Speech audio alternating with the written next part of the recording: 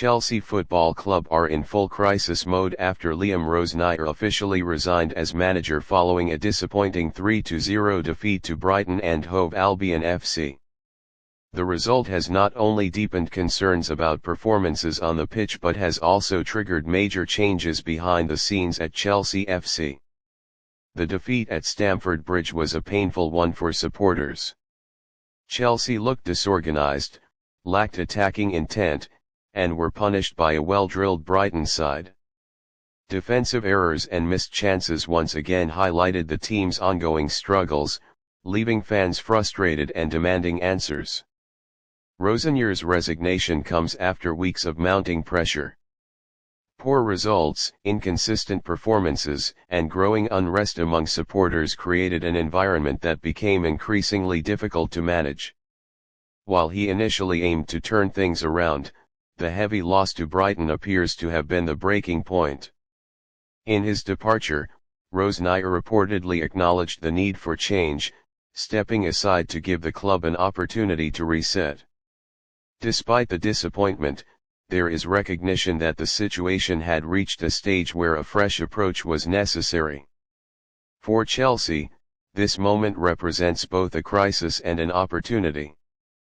The club must now act quickly to stabilize the squad and restore confidence. An interim manager is expected to take charge while the search begins for a long-term solution capable of bringing structure, identity, and results back to the team. Players are now under intense scrutiny. A managerial change often shifts responsibility back onto the squad, and performances must improve immediately. With the season still ongoing, there is little time to recover lost ground. Fans, meanwhile, are looking for clear direction. The frustration is real, but so is the desire to see the club return to its former standards. Chelsea are at a crossroads. How they respond to this crisis will determine whether this is the start of a rebuild or a deeper fall into uncertainty. Man City, Craig's saying a bad run of results. Sometimes you can get a bad run of results, but things go against you. This team's getting worse. I said against City, it was men against boys. Then the following week, it was Manchester United last weekend, and they were awful again. They get beat 1-0 against a depleted Manchester United side. And then today against Brighton away, it was men against boys again. And some people will say, well, he changed the system. He played three at the back. Sometimes when you change the system, it gives everybody a little bit of a lift. Right. You're in a different spot, you kind of something to grab onto. This team looked as though it wasn't interested.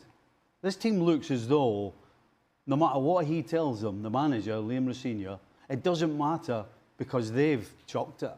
They absolutely looked as though in the first So half, the old cliche that he's lost the changing room? Yeah, 100%. The first half, for anybody connected with Chelsea, was embarrassing. This was as if they were away at Barcelona or Bayern Munich. Where this team is absolutely in disarray completely. Can I just bring you Rosenior's quotes? Yeah. This is what Rosenior had to say after the game. Of course, he said a lot of... You want to strip it all down. It was not about tactical, means it wasn't me. Right. Wasn't. And I'm not arguing about desire and grit and determination and attitude. And we can discuss all of that. Because they were second to every ball, as Stevie said. But when he says it's not about tactics, he's basically absolving himself of any responsibility. How can you, when you're in a dressing room, Stevie's coached, when you're in and we've all played, so we know, when you're in a dressing room, when you're in a team, you need to have the bulk of the players on board. You're always going to have a couple. You're always going to have some, but you need to have the bulk on board if you're going to stand a chance.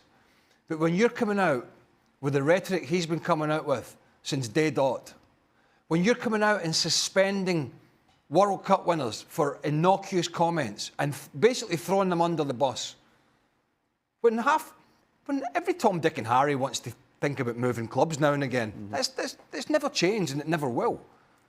Agents are behind the scenes pilfering for deals every day of the week. But yet he felt the need him and his club to out this player publicly and drag him through the coals. I mean, it was ridiculous. And then he's had to go back to him for a couple of games, Enzo Fernandez that is, and then we wonder why all the other players are sort of half-cocked and half-hearted and playing the way they are. You can't rubbish a dressing room like that of experienced players. Maybe you could get away with it with some kids. You can't rubbish a dressing room like that and then expect results. But surely, is there not professional pride here from the players on the pitch? Well, that's another Stuff story. the manager. Stuff what he's been doing. Different. When you start sounding like you don't know what you're talking about, then the level drops. You know, you had us talking about, there are certain things in football that never change, as Craig said. And one of the classics is, you know, in training, if the manager's not there, the level drops. Now, you can try and analyse that all you like. It's just one of those facts of life in football. And it's the same thing when, over a period of time, just very slowly and steadily, the players begin to realise this guy doesn't know what he's talking about. And so they don't listen, and they're not motivated by him. And then you end up with these types of performances. And that's exactly where they are. They don't trust what he says, they don't think he knows what he's doing, and it's showing itself on the field. Now, our boss is not here at the moment, I believe. Right, so what, this is going to be a rubbish show? Is that what you're suggesting? Well, no, but another one. Well, what I'm saying is, if your boss, and anybody's boss, is basically asking people to do things, and the bulk of them know it's nonsense, you're not taking on to that stage. Whatever role of work that is, you're not going out there and then doing this amazing job because you just think it's crap. Right. And so therefore you're not, subconsciously you go out and you go, what's the point?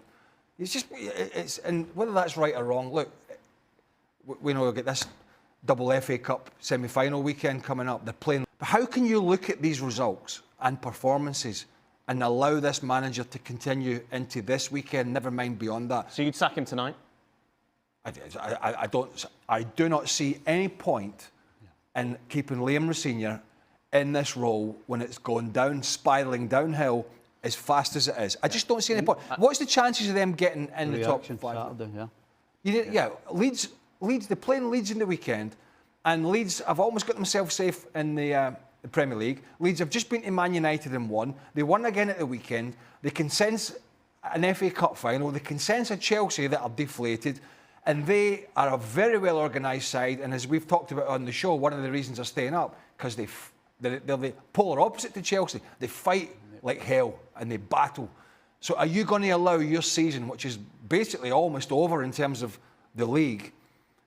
I mean, if you're talking about the Europa League, that's another thing, but we were talking Champions League here. Are you going to allow the Champions League to be gone and then a manager to take them in to an FA Cup set, a huge game where they're supposed to be favourites at the weekend, with a manager who's shown himself to be clearly out his depth? How can you do that? Go on, Frank.